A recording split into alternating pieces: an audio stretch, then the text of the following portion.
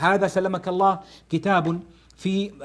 علوم القرآن وأصول التفسير، سماه صاحبه نفحات العبير في مهمات التفسير، من تأليف أخينا الحبيب فضيلة الشيخ المفتي محمد شعيب الله خان المفتاحي، المدير للجامعة الإسلامية في مسيح العلوم ببنغلور بالهند، وفقه الله. وهو كتاب لما أوكل إليه تدريس مادة أصول التفسير كان المقرر عندهم كتاب الفوز الكبير للعلامة الدهلوي، ثم وجد أن هناك إعواز في هذا الكتاب عن المقرر ومفردات المقرر، وفيه أشياء مع جودة الكتاب لكن فيه أشياء يحتاج إلى بيان للطلبة وتحرير وشيء من ذلك، فجمع من كتب علوم القرآن وأصول التفسير مع ما في كتب المفسرين، خاصة علماء الهنود المفسرين الهنود وما في مؤلفاتهم، ما جعله يؤلف هذا الكتاب وعاد صياغة ترتيب مسائل علوم القرآن. يقول قال وابتكرت طريقة في ترتيبها يكون أقرب إلى الأذهان، وقسمها إلى 4 أبواب كل باب تحته عدد من الفصول، وسماه نفحات العبير